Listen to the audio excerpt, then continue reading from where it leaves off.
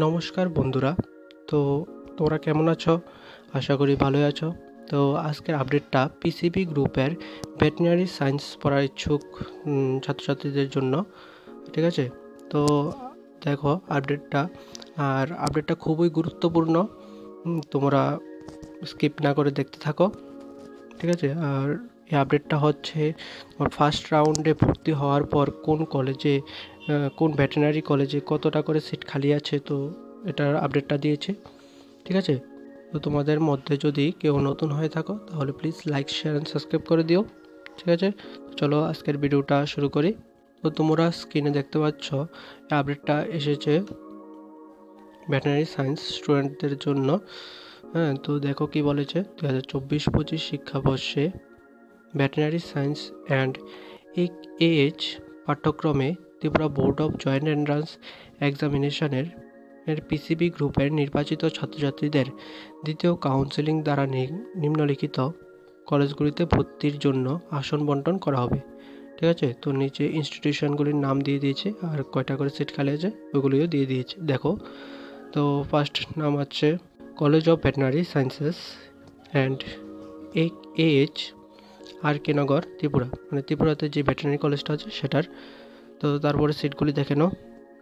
Unreserved ক্যাটাগরিদের জন্য 16টা seat, ST ক্যাটাগরিদের জন্য 8টা seat, SC ক্যাটাগরিদের জন্য 2টা সিট, আর OBC ক্যাটাগরিদের জন্য কোনো সিট নেই।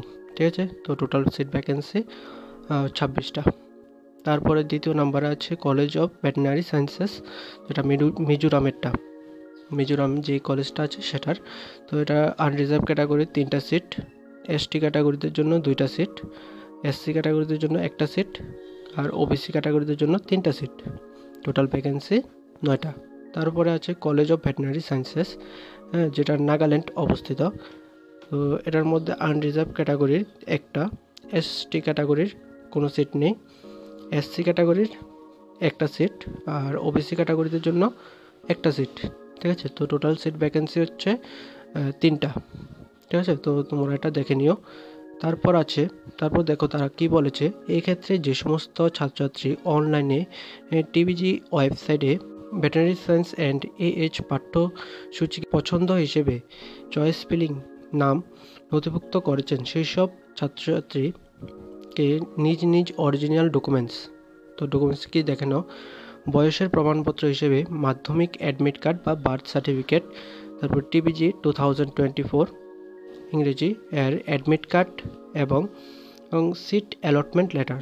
যদি ফার্স্ট রাউন্ডে কোনো সিট পেয়ে থাকো, অ্যালটমেন্ট লেটারটা ভেটেরিনারি কলেজে, হ্যাঁ, তো ওই সিট অ্যালটমেন্ট লেটারটা নিয়ে যাবে। আর যদি পেয়ে না থাকো, যদি অন্য কলেজে অন্য কোর্সে পেয়ে থাকো, তোমার ওই কোর্সটা সারেন্ডার করে দিয়েছো, তো সারেন্ডার সার্টিফিকেটটা নিয়ে যাবে। ঠিক আছে, তারপর দেখো কি বলেছে, HS+2 stage marksheet, PRTC, ST SC OBC সংরক্ষণের প্রমাণপত্র, মানে ST SC OBCদের কাস্ট সার্টিফিকেট।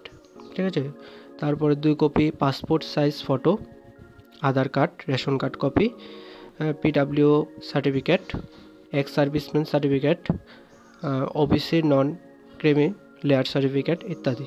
ঠিক আছে, তো এই ডকুমেন্টসটি সহ আগামী 11ই সেপ্টেম্বর 2024 ইংরেজি বুধবার সকাল 11 ঘটিকায় দ্বিতীয় কাউন্সেলিংয়ের জন্য পণ্ডিত নেহেরু কমপ্লেক্স, গোর্খাবস্তিতে, যেটা আছে প্রাণী সম্পদ বিকাশ দপ্তরের অধিকর্তা কার্যালয়ের কনফারেন্স হলে উপস্থিত থাকার জন্য অনুরোধ করা যাচ্ছে। তোমরা সেখানে উপস্থিত থাকবে 11টার সময়, বুধবারে 11 তারিখ। ঠিক আছে, যদি কোনো ছাত্রছাত্রী Tripura board of joint entrance এক্সামিনেশনের মাধ্যমে নির্বাচিত হয়ে ইতিমধ্যে অন্য কোনো শিক্ষা প্রতিষ্ঠানে ভর্তির সুযোগ পেয়ে থাকেন, হ্যাঁ, তবে তাকে ওই সিট সারেন্ডারের প্রমাণপত্র অবশ্যই জমা দিতে হবে।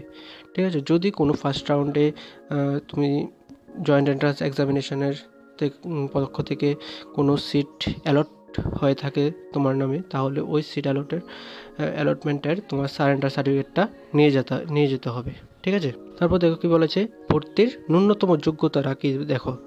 পদার্থবিদ্যা, রসায়নবিদ্যা, জীববিদ্যা এবং ইংরেজিতে তপশিল উপজাতি ও তপশিল জাতি সংরক্ষিত আসনের ক্ষেত্রে 47.5% নম্বর এবং অসংরক্ষিত মানে ইউআর ক্যাটাগরিদের জন্য আসনের ক্ষেত্রে 50% নম্বর সহ উচ্চ মাধ্যমিক HS+2 স্টেজের পরীক্ষায় উত্তীর্ণ হতে হবে। ন্যূনতম ভর্তির যে যোগ্যতারা সেটা দিয়ে দিয়েছে তারা। তারপর দেখো কি বলেছে, উল্লেখিত কাউন্সেলিংয়ের নির্ধারিত সময়ে সকল ছাত্রছাত্রীকে অবশ্যই উপস্থিত থাকতে হবে। ছাত্রছাত্রীদের নির্ধারিত সময়ে অনুপস্থিতির কারণে মেরিট লিস্ট অনুযায়ী পরবর্তী ছাত্রছাত্রীকে আসন বন্টন করা হলে কর্তৃপক্ষ দায়ী থাকবে না। মানে তোমরা যদি টাইমলি না যেতে পারো, তো তোমাদের যে মেরিট পজিশন অনুযায়ী তুমি যদি না থাকতে পারো, তাহলে কিন্তু তোমার পরের জনের লিস্টে নাম এসে পড়বে।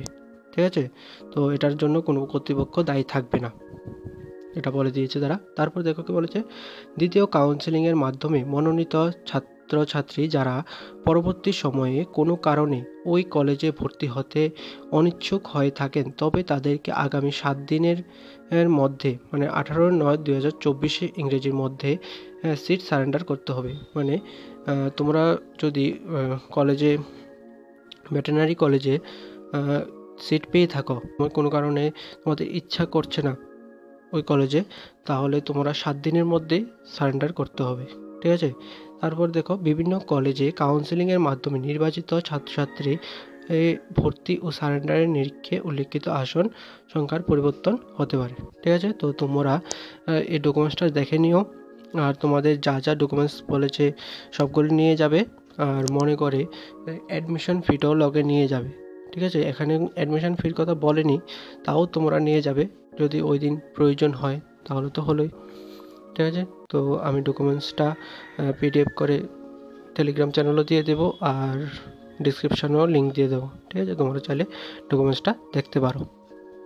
তো আজকের ভিডিওটা এ পর্যন্তই। তোমাদের যদি ভিডিওটা ভালো লেগে থাকে তাহলে please like, share and subscribe করে দিও, আর যদি ডাউট থাকে তাহলে কমেন্ট করো, আমি আনসার দেবো। তো ভালো থেকো, সুস্থ থেকো, দেখা হচ্ছে পরের একটি নিউ আপডেট নিয়ে। ধন্যবাদ।